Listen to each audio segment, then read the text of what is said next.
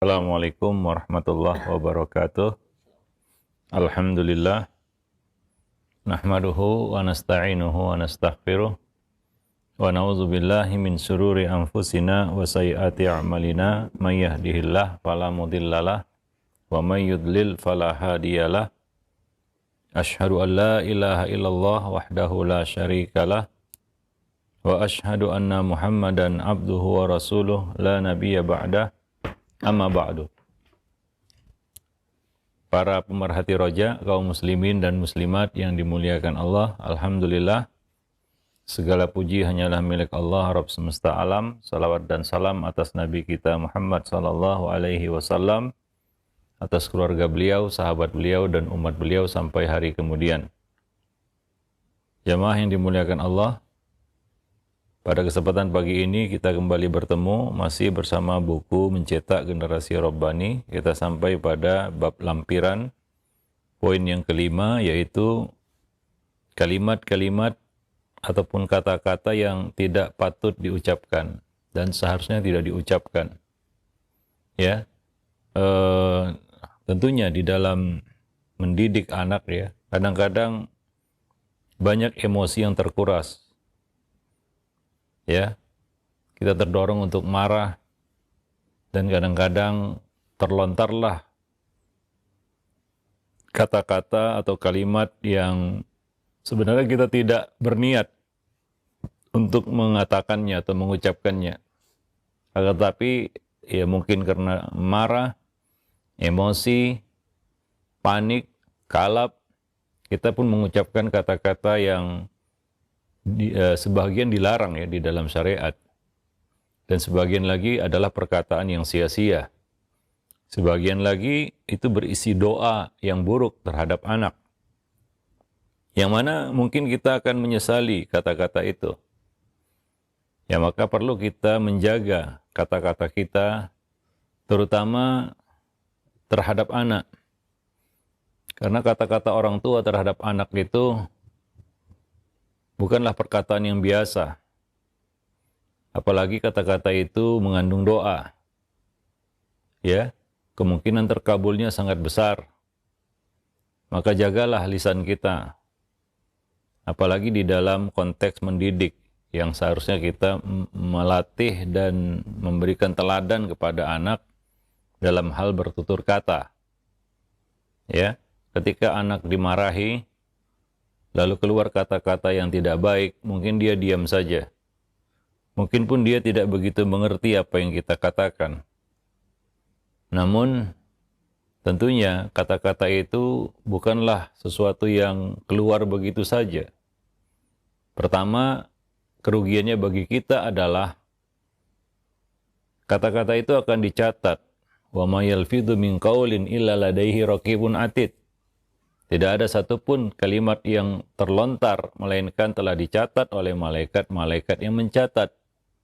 Yang kedua, ya, ini memberikan satu dampak yang buruk ya terhadap anak, terutama mentalnya.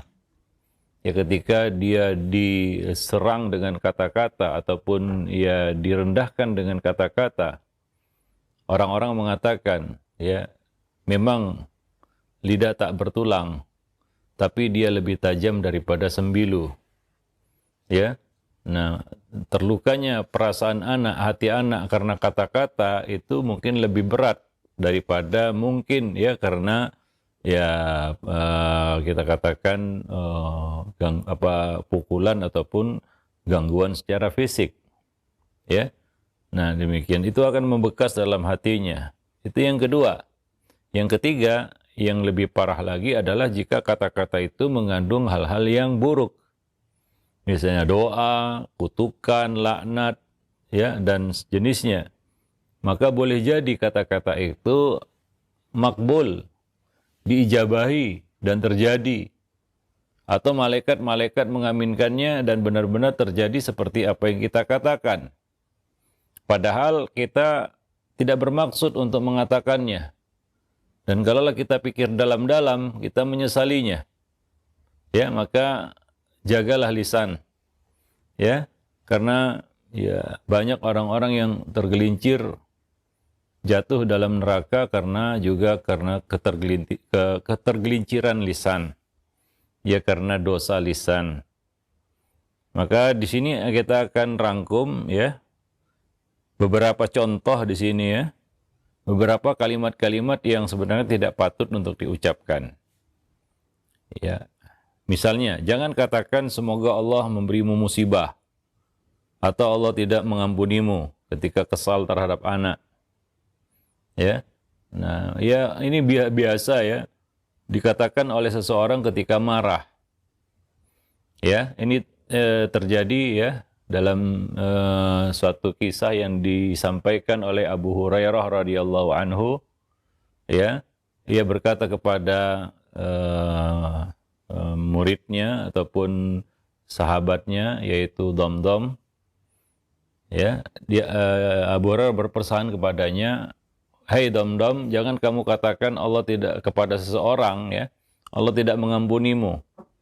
Ya, Allah Subhanahu wa taala tidak memberikan ampunan kepadamu, Allah tidak memaafkanmu.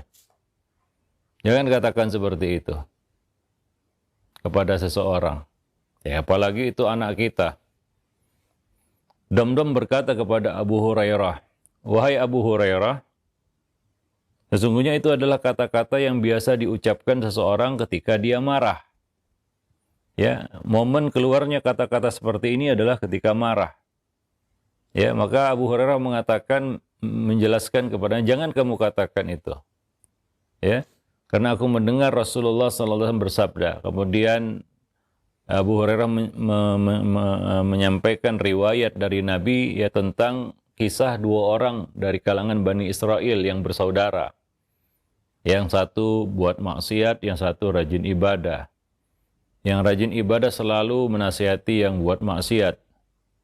Berulang-ulang ia nasihati hingga akhirnya satu ketika dia melihat saudaranya itu melakukan dosa besar. Maka kembali seperti biasa dia menasihatinya, namun tetap ditolak seperti biasa juga. Nah, disinilah ya dia marah dan dia melontarkan kata-kata yang tidak patut. Dia berkata, Allah tidak akan mengampunimu. Ternyata kalimat itu membuat Allah murka dan menjadi sebab dia masuk ke dalam neraka. Ya. Nah, itu kepada orang lain ya, apalagi kepada anak kita sendiri. Maka jangan ucapkan kata-kata seperti itu atau doa meminta musibah atasnya. Ya, semoga Allah memberi musibah. Ya, nah ini ya kalau dia dapat musibah, mungkin yang repot kita juga. Ya, kita doakan anak kita dengan doa keburukan. Ya, kena musibah kamu. Kita katakan seperti itu. Ya, kalau dia betul-betul kena musibah seperti yang kita katakan, mungkin kita sendiri yang repot. Ya, mungkin kita sendiri yang susah. Ya, kita sendiri yang sulit. Ya, sementara kita sendiri yang mengucapkan itu untuk anak kita. Maka ketika kesal terhadap anak, jaga lisan, ya, tahan amarah, ya, gantilah dengan kata-kata yang baik seperti doa yang baik. Semoga Allah memberimu petunjuk, semoga Allah memaafkanmu, mengampunimu, ya. Nah, demikian, ya. Nah, jadi tentunya emosi itu akan melahirkan sesuatu yang buruk. Maka tahan emosi, jaga emosi, ya, jangan marah. Demikian pula kata-kata dasar kamu anak bodoh, anak tolol, anak dungu. Ketika anak tidak mengerti apa yang kita perintahkan. Bodoh kali kan begitu ya. Tolol, dungu, kita katakan seperti itu. Dan kita tujukan itu kepada anak. Ya. Nah, ini kan doa ya.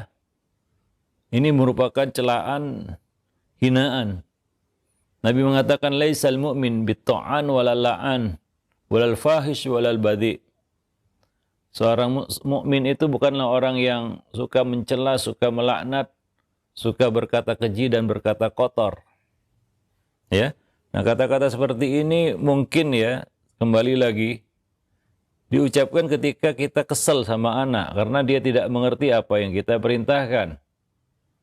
Ya, tidak mengerti apa yang kita maui.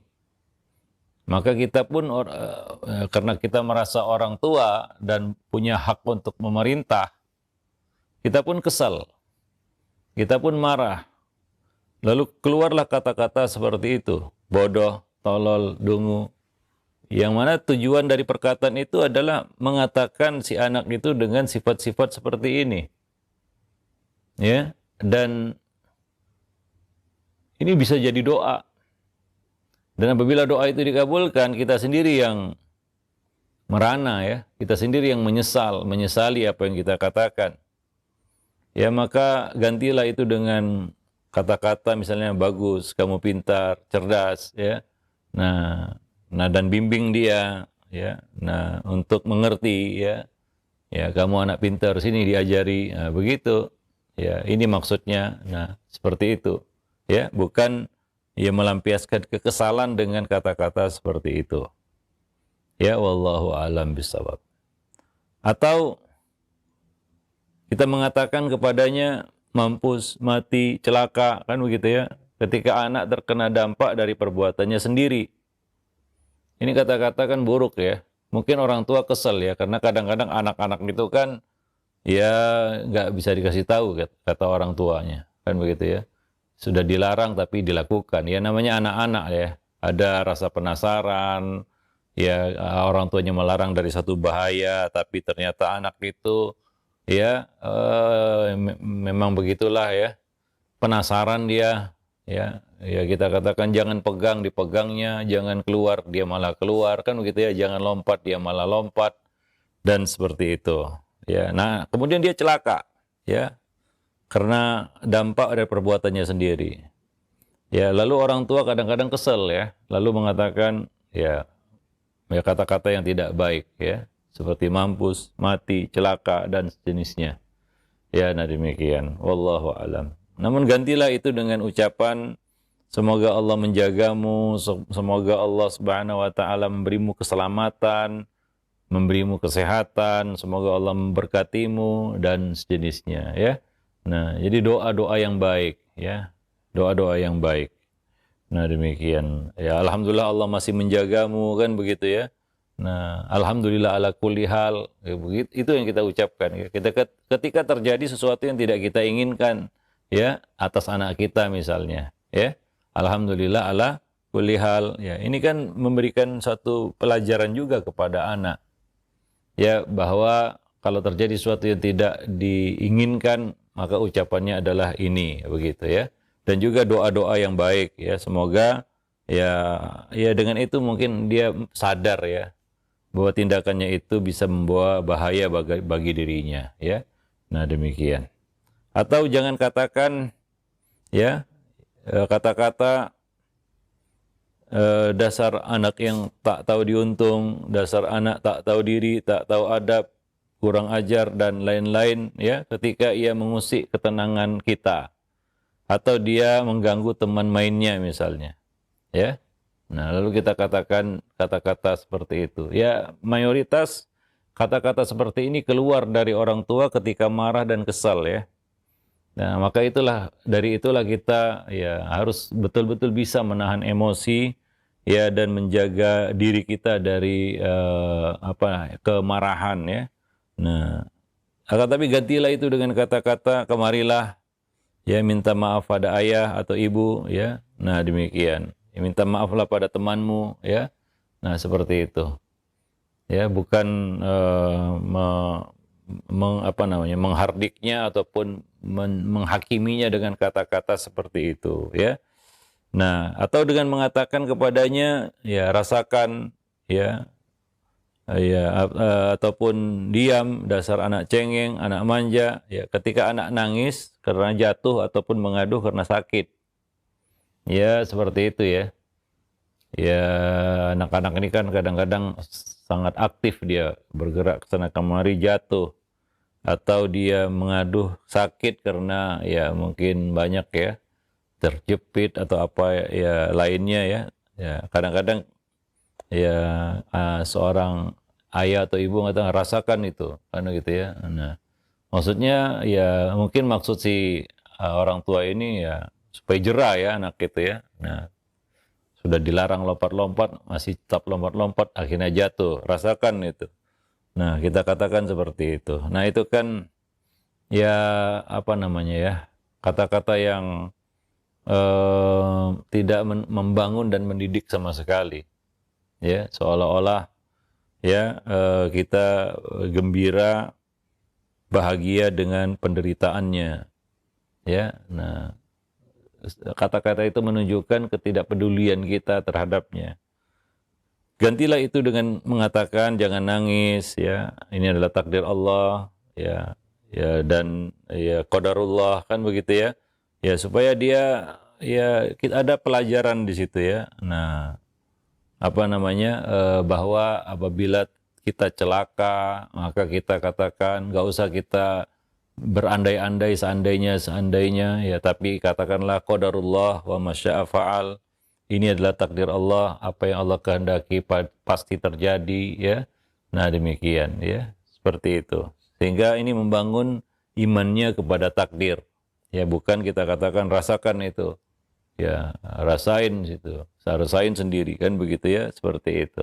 Tapi katakanlah ya yang diajarkan Nabi ya, qadarullah wa masyafa'al, ya jangan nangis, ini adalah takdir Allah, kan yang harus kita terima, apa yang dikehendaki Allah pasti terjadi ya. Kata-kata sejenis itu ya, Masya Allah kana wa man lam yasha lam yakun, ya kata-kata seperti itu. Apa yang Allah kehendaki pasti terjadi, yang tidak Allah kehendaki tidak akan terjadi. Nah, seperti itu. Dan ini akan membangun imannya kepada takdir ya, bahwa segala sesuatu itu terjadi atas takdir Allah Subhanahu wa taala ya. Atau kata-kata yang sering diucapkan juga, anak kurang ajar ya, ketika dia berbuat jahil ataupun berbuat keji ya. Anak buat salah ya. Ini harus dimaklumi oleh para orang tua bahwa anak itu akan buat salah. Jadi jangan terkejut, jangan seperti kita katakan langit mau runtuh, bumi mau terbelah ya, ketika anak buat salah. Ya, anak buat salah ya, buat salah dia. Ya, makanya perlu orang tua untuk mendidik, membimbing, mengarahkan. Ya, kalau anak lurus terus gak ada bengkoknya ya, untuk apa orang tua? Ya, untuk apa pendidik? Ya, begitu ya, di mana fungsi pendidik? Ya, itulah anak. Ya, diciptakan dengan segala keterbatasannya. Ya, sehingga dengan segala keterbatasannya itu dia belum sempurna, dia belum matang, dia banyak melakukan kesalahan. Ya supaya dia bisa belajar juga dari kesalahan. Namun jangan dihakimi, lalu divonis dengan kata-kata ya seperti itu, ya anak kurang ajar dan sejenisnya. Tapi katakanlah anak soleh ya tidak boleh begitu. Atau Allah tidak suka anak yang berkata seperti itu, kan begitu ya. Nah, demikian. Ya, nah, seperti itu ya, sehingga dia ya apa namanya ya, sadar ya bahwa apa yang dilakukannya itu salah, bahwa yang harus dilakukan itu tidak seperti itu tapi sebaliknya ya. Nah, memberikan input positif ya kepada anak itu perlu. Misalnya dia berkata keji, ya kita arahkan dia kepada kata-kata yang baik, ya bukan kata-kata keji itu, ya. Nah, demikian. Wallahu a'lam bishawab. Kemudian jangan juga katakan ya atau ancaman ayah pukul nanti. Awas kamu. Ayah pukul nanti ketika memberinya peringatan ya. Dia belum melakukan ini. Tapi kita sudah mengintimidasinya dengan kata-kata seperti itu. Ya, awas, ayah pukul nanti. Ya, atau ibu pukul nanti. Ya, untuk nakut-nakuti anak. Ya, meskipun kita tahu ya bahwa itu cuma sekedar ancaman, bahwa kita tidak benar-benar ingin memukulnya. Tapi ancaman-ancaman seperti ini tidak baik. Yang pertama, dia akan bisa membaca. Ini cuma sekedar getak sambal. Ya, cerita pukul, tapi nggak pernah dipukul. Dan dia bisa membaca itu. Ya, hingga dia nggak takut untuk melakukan apa yang kita larang. Ya, karena dia tahu ya ancaman orang tuanya dengan mengatakan nanti ayah pukul, nanti ibu pukul, itu nggak pernah terjadi. Ya, nah demikian. Yang kedua adalah ya, ini akan memberikan suatu paham yang salah ya, tentang hukuman, ya bahwa dia berhak untuk dipukul. Apalagi ini kita bicara anak-anak ya. Sebenarnya kan tidak boleh dipukul sampai usia 10 tahun. Nah ini anak-anak kecil kadang-kadang diancam dipukul kan begitu ya. Dia berasumsi apa? Bahwa saya berhak untuk dipukul. Padahal dia tidak berhak untuk dipukul. Ya para pemerhati roja kaum muslimin dan muslimat yang dimuliakan Allah. Baik. Nah kemudian kata-kata itu juga bisa mustajab ya. Walaupun ini kan ancaman ya, bukan doa ya. Tapi ketika kita selalu mengatakan itu, pukul, lama-lama terdorong juga kita untuk benar-benar memukul. Padahal sebelumnya kata-kata ini cuma sekedar ancaman, ya, nggak benar-benar mau mukul. Tapi kalau keseringan, ya, sikit-sikit ancaman mau pukul, itu akan membentuk suatu perintah ya dalam otak untuk pukul. Suatu ketika mungkin pada saat marah, pada saat kita kesal, maka keluarlah perintah untuk pukul ini. Karena itulah yang sering kita ancamkan kepada anak, ancaman yang kita sering berikan kepada anak. Maka kita pun akhirnya memukul, padahal sebenarnya tidak boleh memukul. Ya wallahu alam bisawab. Ya. Nah, tapi katakanlah, nak, jangan sampai Allah marah kepadamu, ya. Perkenalkan bahwa Allah tidak suka dengan hal-hal buruk seperti itu, dan itu akan membuat Allah murka dan marah. Nah, demikian ya. Jadi bukan menunjukkan kemarahan kita bahwa saya marah, ya ayah marah, ya, tapi katakan jangan sampai Allah marah kepadamu. Bahwa yang lebih menakutkan kalau marah itu Allah Subhanahu wa taala, bukan kita. Ya, nah kita ancam anak kita dengan awas, ayah marah nanti. Ya marah kita itu nggak menakutkan sebenarnya. Marah manusia itu nggak menakutkan. Awal mungkin menakutkan, kedua, ketiga, keempat, kelima marah kita jadi lelucon mungkin bagi anak ya. Nah demikian, atau jadi bahan tontonan ya marah kita itu. Nah jadi jangan ancam anak itu dengan kemarahan kita. Ya, tapi ingatkan dia dengan kemarahan Allah Subhanahu wa taala. Nah, ini akan membangun hubungannya dengan Allah Subhanahu wa taala dan menambah imannya kepada Allah Subhanahu wa taala. Bahwa yang patut kita takuti itu adalah kemarahan Allah, bukan kemarahan manusia. Supaya dia takut kepada Allah, bukan takut kepada orang tuanya, ya. Bukan takut kepada ayah ibunya, tapi takut kepada Allah yang membuat dia ya menghormati ayah bundanya, ya, karena takut dia kepada Allah Subhanahu wa taala. Jadi ini untuk menanamkan rasa takut kepada Allah. Ya. Kita katakan kepadanya, jangan sampai Allah marah kepadamu, ya, takutlah kemarahan Allah Subhanahu wa taala. Ya, nah seperti itu ya. Nah, ingatkan dia kepada Allah Subhanahu wa taala. Ya, jangan ya kita mengancamnya dengan ancaman-ancaman yang ya kita katakan tidak ada maknanya ya. Ya awas ayah pukul nanti. Ya hukum nanti. Marah ayah nanti. Ya, nah menakut-nakuti dia dengan hukuman kita dan kemarahan kita. Padahal ya seberapa bisa kita memberi hukuman dan seberapa tahan kita marah. Ya, nah demikian. Wallahu a'lam bishawab. Apalagi kalau kita nanti sudah tua, nggak bisa marah lagi, nggak bisa mukul lagi, ya maka ya anak akan berani ya ketika ini biasa ya orang tuanya mengancam dengan kata-kata seperti itu, ya lalu dia lihat orang tua aja ini sudah nggak berdaya ya.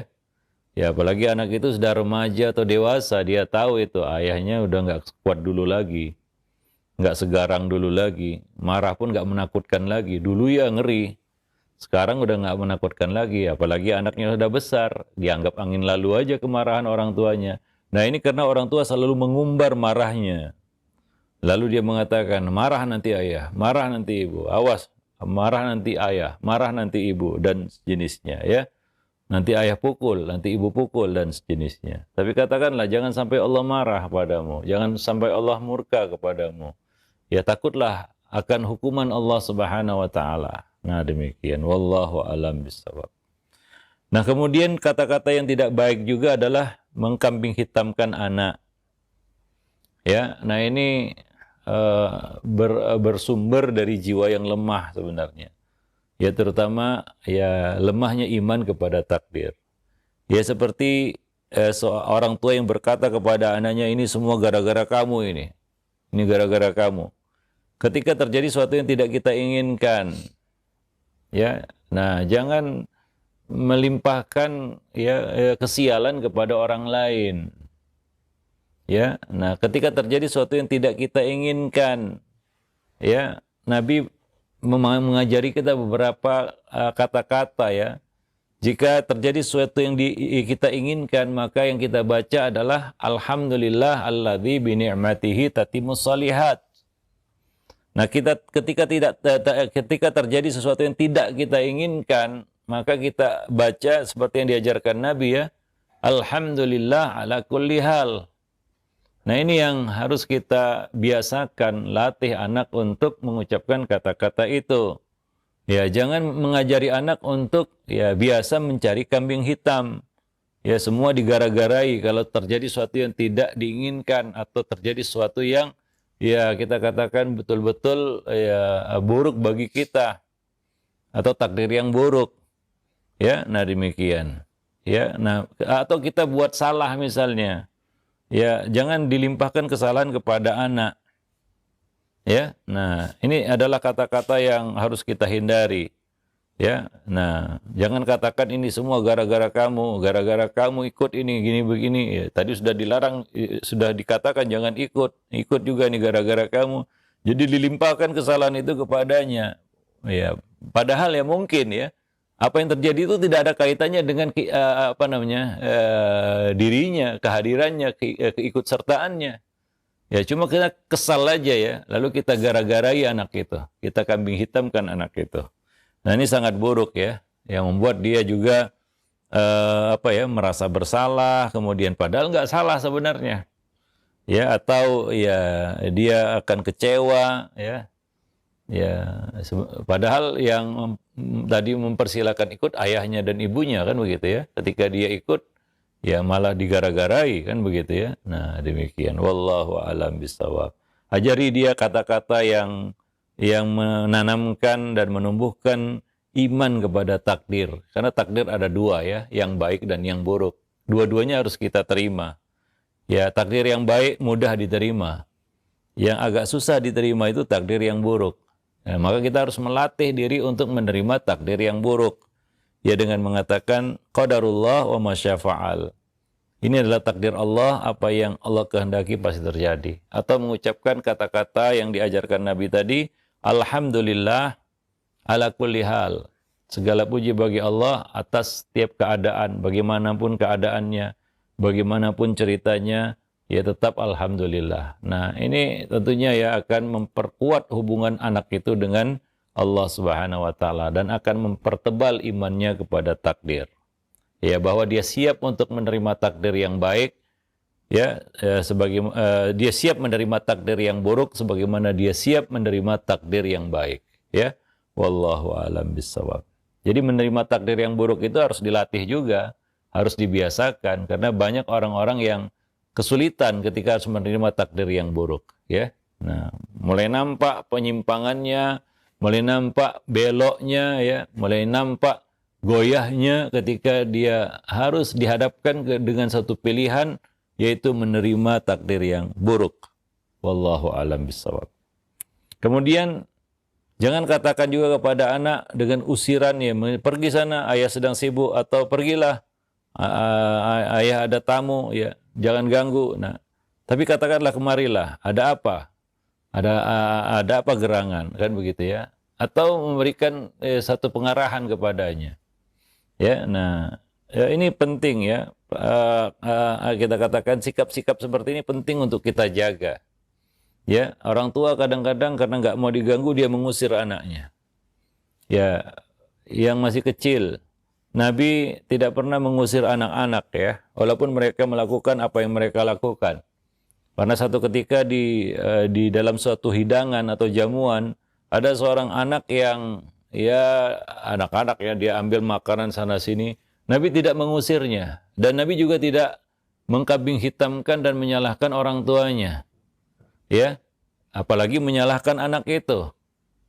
Ya, tapi Nabi membimbingnya. Ini kesempatan sebenarnya bagi seorang pendidik atau pembimbing ataupun guru ataupun orang tua. Ya, Nabi berkata kepada anak itu, "Ya gulam, samillah wa kul biyaminik wa kul mimma yalik." Artinya apa? Nabi menggunakan momen itu, kesempatan itu untuk memberikan ya ilmu ya kepada anak tersebut, ya, memberikan bimbingan kepada anak itu. Wahai bocah, bacalah bismillah, makan pakai tangan kanan dan ambillah makanan yang paling dekat. Coba lihat ini momen yang ya sebenarnya peluang ya. Tapi kalau kita mungkin sebaliknya ya, mungkin kita sudah usir anak itu, hus seperti yang ngusir binatang ya. Ya jangan sini ini tempat bukan tempat untuk anak-anak kan gitu ya. Jadi mereka mau diusir. Ya, nah anak-anak ini kalau diusir dia mau kemana? Ya, ini kadang-kadang serba salah. Dia bersama orang-orang dewasa diusir. Nah, keluar rumah ya dimarahi karena mungkin berkeliaran di luar. Jadi anak itu merasa serba salah. Ya bergabung dengan orang dewasa salah. Ya keluar nanti juga disalahi. Ya, jadi dia bingung nanti.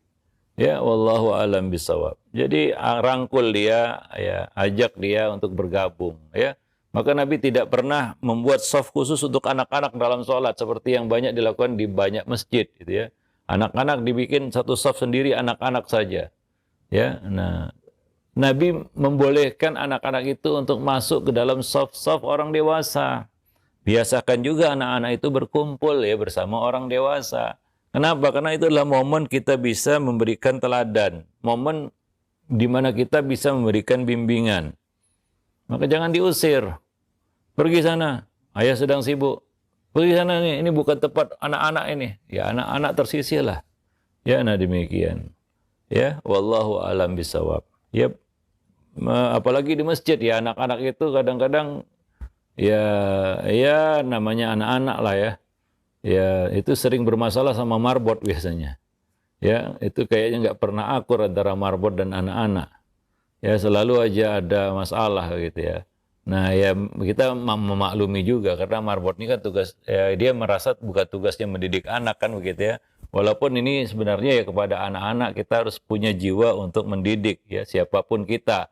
Sebagai marbot kah, sebagai BKM kah, sebagai ini kah, sebagai itu kah, kan begitu ya.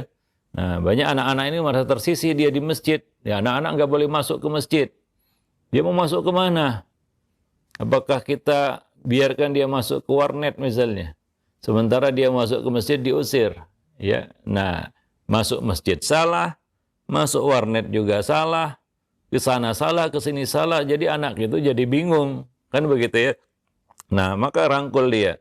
Ya, nah misal di meja makan itu adalah momen di mana kita bisa tahu bagaimana adabnya. Kalau ada yang salah, ya ini tugas pendidik untuk meluruskan. Ya, tugas kita orang tua untuk meluruskan. Ya. Nah, pada satu ketika Al-Hasan dan Al-Husain datang ketika Nabi sedang sholat. Ya namanya anak-anak. Waktu Nabi sujud mereka naik ke punggung Nabi. Sehingga Nabi tidak bisa bangkit dari sujudnya. Nah, hingga Nabi meletakkan keduanya di kanan dan di kiri. Nabi pun bangkit dari sujud. Nah, sujud kan 2 kali ya. Begitu sujud lagi, mereka naik lagi. Ya. Nah, sampai selesai sholat seperti itu. Maka Abu Hurairah yang meriwayatkan itu mengatakan, "Ya Rasulullah, bukankah lebih baik kita serahkan sama ibunya?" Ya, kita asalnya ya nggak usah di sini begitu ya. Itu kata-kata ya yang lebih lunak ya. Maksudnya adalah anak ini jangan di masjid begitu ya, serahkan aja sama ibunya. Ya, Nabi mengatakan jangan karena Nabi belum lihat ibunya. Ya, nah demikian. Ya. Kemudian ketika ibunya datang barulah Nabi berkata, "Nah itu ibumu. Ya pergilah bersama ibumu." Nah, demikian. Dalam satu riwayat juga ketika Nabi sedang khutbah, mereka Hasan dan Husain datang ya kepada Nabi ya, dan apa namanya ya, Nabi menggendongnya dan menciumnya dan berkata, "Ya Allah, aku menyintai keduanya, maka cintailah keduanya." Nah, seperti itu ya. Dan Nabi tidak mengusir anak itu. Ya, bahkan Nabi merangkulnya, bahkan Nabi mendoakan kebaikan bagi anak-anak itu. Ya, nah demikian, menunjukkan kedekatan dan kasih sayang. Bukan malah mengusir. Dan Nabi juga tidak menyalahkan orang tuanya. Ini mana ayah ibunya ini, kan begitu ya. Nah, demikian.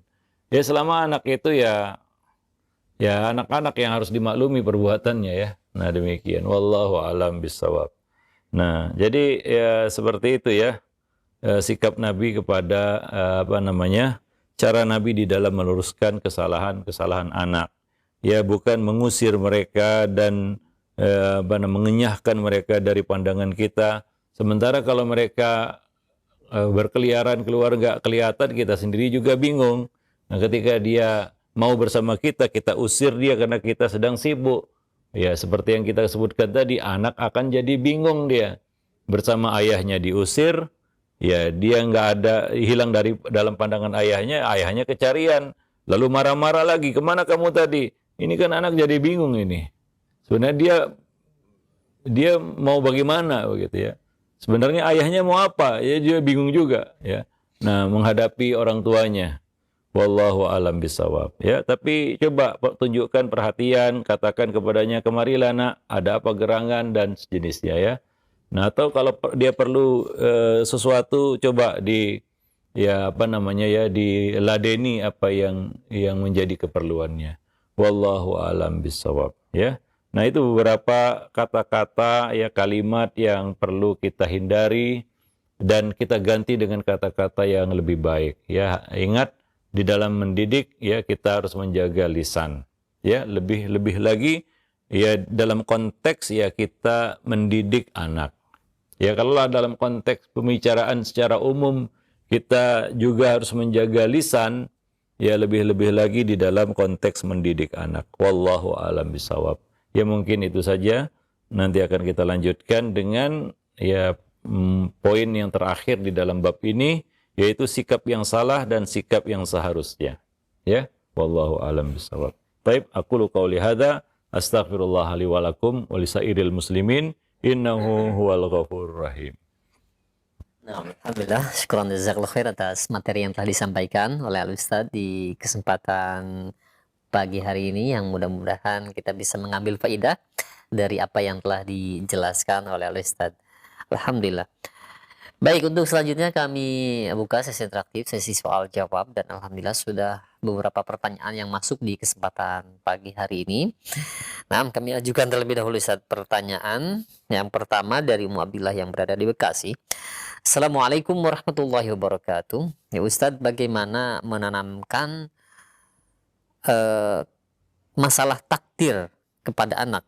Karena pergaulan di sekolahnya itu terlihat seperti timpang dengan mereka dan anak orang kaya, sehingga anak kami merasa malu jika membawa sesuatu barang yang memang harus dibawa ke sekolah, tapi ternyata harganya lebih murah dan bisa dikatakan lebih jelek daripada teman-temannya, sehingga ada rasa malu dalam diri anak. Bagaimana cara memahamkan masalah hal seperti ini?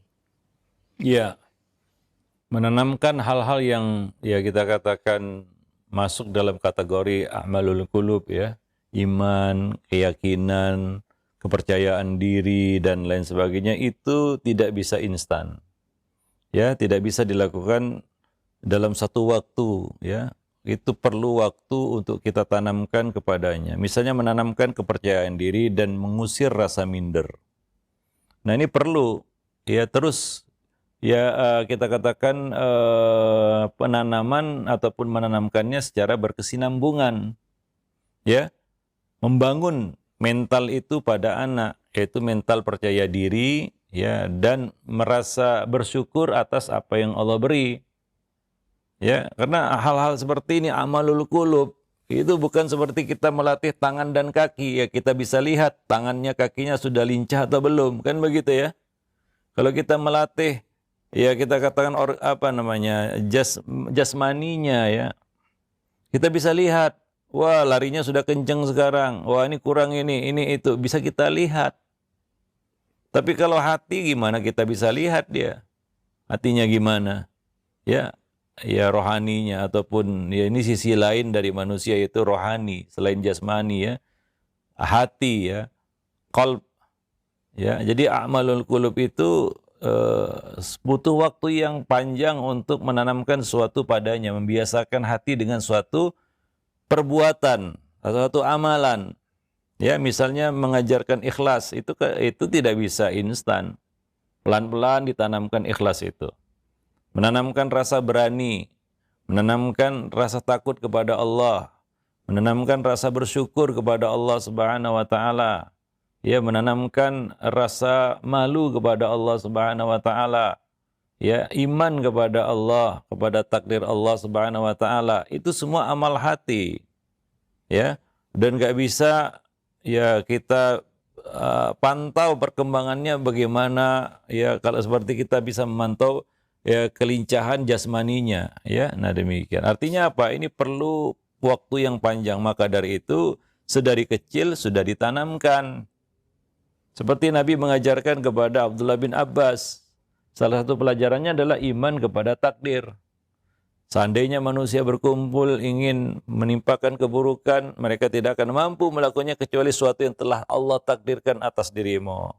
Ini untuk menanamkan kekuatan ya dalam hatinya ya bahwa iman kepada takdir itu adalah satu modal yang sangat penting dalam kehidupan sehingga dia bisa bertawakal ya karena orang itu bisa bertawakal karena dia membiasakan diri untuk tawakal. Dia nggak bisa muncul spontan kadang-kadang. Sabarlah misalnya kita ini sabar itu kan amal hati ya, bukan amal tangan kaki, itu amal hati yang kemudian bisa menahan lisan, tangan, dan kaki. Itulah amal yang namanya sabar. Nah ini perlu dilatih anak itu untuk sabar. Ya, nah sehingga ya dari kecil sudah terbangun amal-amal hati ini, tawakal, sabar, ikhlas, ya, iman kepada takdir, menerima takdir, ya, ridho kepada Allah Subhanahu wa taala, takut kepada Allah, rasa cinta kepada Allah Subhanahu wa taala, itu semua amal hati. Ya, al-khauf, ar-raja, pengharapan kepada Allah, ya, malu kepada Allah Subhanahu wa taala. Ini amal-amal hati yang memang nggak boleh telat ya orang tua untuk menanamkan semua itu kepada anak ya. Nah demikian. Karena itu akan jadi modal hidupnya nanti ke depan ya. Dia punya ya hati yang kuat ya, hati yang kaya. Itu yang disebut kaya hati. Ya, ghinan nafs ya. Laisa al-ghina an kasratil ard walakinnal ghina ghinan nafs, hati yang kaya. Karena hati ini memiliki sabar, qanaah, syukur, khauf, roja, al-mahabbah dan lain-lain yang tidak dimiliki oleh hati yang lain ya. Dia menjadi orang yang kaya hati ya. Nah, itu adalah perkara ataupun hal-hal yang berharga yang belum tentu semua orang memiliki. Ikhlas, sabar, tawakal, qanaah ya. Ya, dan amal-amal hati lainnya belum tentu semua orang memiliki. Kalau kita memilikinya berarti kita adalah orang kaya, kaya hati. Nah demikian. Dan tentunya untuk memberikan kekayaan ini kepada anak, ya itu nggak bisa sekaligus. Ya. Perlu waktu yang panjang, ya perlu kita katakan usaha yang berkesinambungan, ya proses yang panjang untuk bisa mencapainya. Wallahu alam bissawab. Ya, nah demikian. Iya, nah baik. Atas jawaban Al-Ustadz demikian untuk Muabilah yang bertanya. Dan selanjutnya yang kedua kami ajukan pertanyaan. Ada beberapa pertanyaan yang sama kami gabungkan. Ustadz, sering si ibu itu menakut-nakuti anaknya supaya mau makan atau yang lainnya dengan perkataan nanti bilangin ke ayah atau nanti ayah datang nih, seperti itu Ustadz. Sehingga mungkin dia bisa menurut dengan dikatakan seperti itu. Apakah dapat dibedulkan dengan cara seperti ini? Ya, kita menakut-nakuti makhluk dengan makhluk ya. Ya nanti makhluk itu tidak menakutkan lagi, itu masalahnya ya. Nah, dan ini juga nggak baik. Nanti dia akan muncul rasa takut kepada makhluk ya. Rasa takut kepada makhluk. Dia akan menjadi orang yang kerdil jiwanya nanti ya. Nah, kalau kita biasakan kita takut-takuti dia dengan makhluk ya. Misalnya seperti itu tadi ya, nggak mau makan ya, nanti ayah marah, nanti ibu marah, nanti ayah pulang, nanti dia marah, nanti dia pukul ya. Kita takut-takuti manusia dengan marahnya makhluk, dengan hukuman makhluk. Padahal itu ya kita katakan ya marahnya makhluk itu ada batasnya ya. Ya, ada waktunya nanti dia yang bersangkutan juga nggak mampu marah lagi kan begitu ya. Nah, ada dan juga hukuman manusia itu ya hukuman yang sangat kurang. Kadang-kadang hukumannya nggak adil, kadang-kadang hukumannya salah, menghukum orang yang tidak bersalah. Itu hukum manusia. Maka jangan takut-takuti manusia dengan hukum manusia. Ya, ingatkan mereka kepada marahnya Allah, hukuman Allah Subhanahu wa taala. Nah, demikian. Dan ya mungkin kita bisa ganti ya dengan kata-kata lain ya. Ya nanti Allah suka padamu kan begitu jika kamu makan. Ya nanti Allah marah padamu. Nah seperti itu ya. Nah demikian. Jadi ya sembari juga kita menanamkan iman kepada perkara gaib, yaitu iman kepada Allah Subhanahu wa taala kan begitu ya.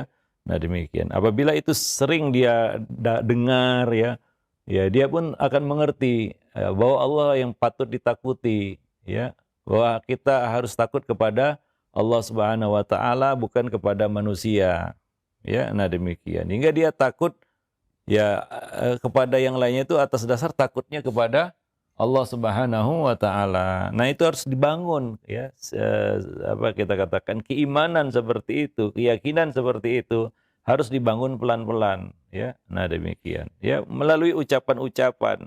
Nah kalau kita terlalu sering mengucapkan ancaman-ancaman ya, ancaman kita, ada masanya nanti kita nggak mampu lagi mengancam ya. Nah atau kita juga berbalik ya, ya kita menghentikan ancaman itu.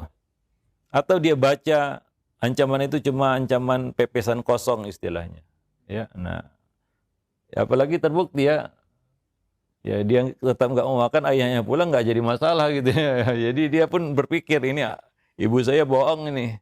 Ya nanti ayah pulang ya, ayah pulang nggak jadi masalah juga, malah sebaliknya mungkin ya. Nah ya, ya si ayah nggak menyalahkan misalnya ya. Nah demikian. Wallahu alam bisawab. Taib ya. Nah demikian. Wallahu alam bisawab. Ya. Nah. Tapi ganti ya misalnya makan nanti ayah apa namanya bangga kepadamu ya seperti itu ya, bukan ancaman-ancaman begitu ya. Wallahu alam bisawab. Nah demikian. Nanti ya nanti ayah menyintaimu, nanti ayah menyayangimu, ya. Nanti ayah kasih hadiah kan gitu ya. Jadi jangan pendekatan-pendekatan negatif yang ya intimidatif ya, yang membuat mental anak itu jadi kacau juga ya.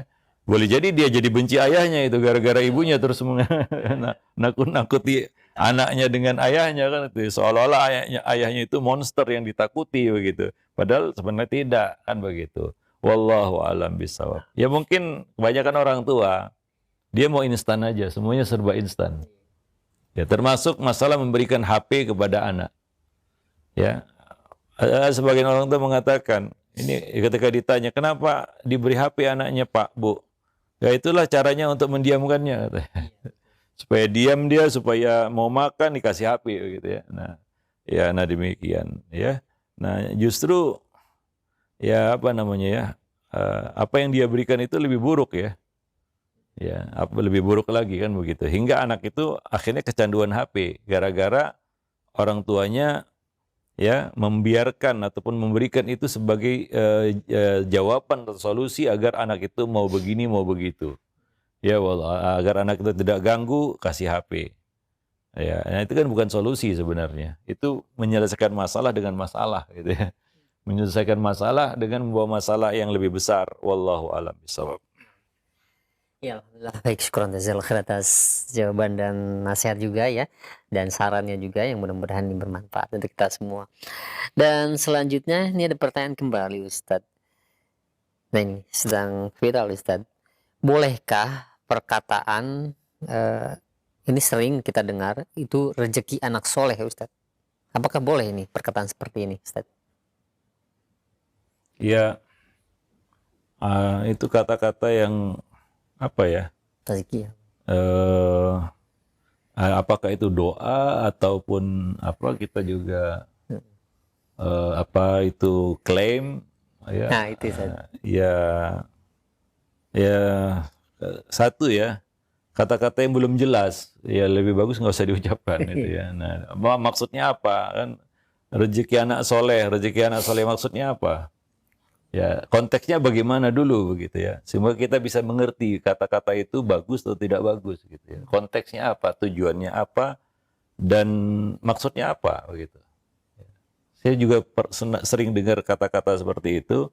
Ya, tapi kadang-kadang konteksnya itu ya apa namanya, klaim ya. Klaim. Ya, saya ini soleh maka saya dapat rezeki begitu Betul. ya. Ya, ya kalau seperti itu ya, la tuzakku anfusakum kan gitu ya. Jangan kamu mentazkiyah ya, mengklaim kesalehan diri sendiri begitu ya. Nah, demikian ya. Nah, seperti itu. Tapi kalau itu doa ya, ya kita katakan kepada seorang ya, ya rezeki anak soleh atau anak soleh ya, dimudahkan rezekinya, itu kan doa ya. Nah, maksudnya kalau maksudnya itu ya, maka ya doa itu kan boleh ya. Apalagi doa yang baik ya. Nah, demikian. Wallahu alam bisawab. Nah, jadi lihat konteksnya juga apa itu kalimat itu diucapkan. Nah, Wallahu alam bisawab. iya. Karena saya dengar beberapa orang mengucapkan dalam konteks yang berbeda-beda. Ya, ada konteksnya doa ya. Ya. Ya, kalau doa kebaikan ya itu yang harusnya kita doakan ya kepada anak kita, supaya dia jadi anak soleh, ya, rezekinya jadi baik karena kesolehan kan begitu ya. Nah, wallahu alam bisawab. Nah, Baik, mungkin sampai di sini dulu pertemuan kita pada kesempatan pagi ini ya. iya. Mudah-mudahan kita bisa bertemu lagi dalam waktu yang lain. Aqulu qouli hadza astaghfirullah li wa lakum lisairil muslimin innahu huwal ghafurur rahim.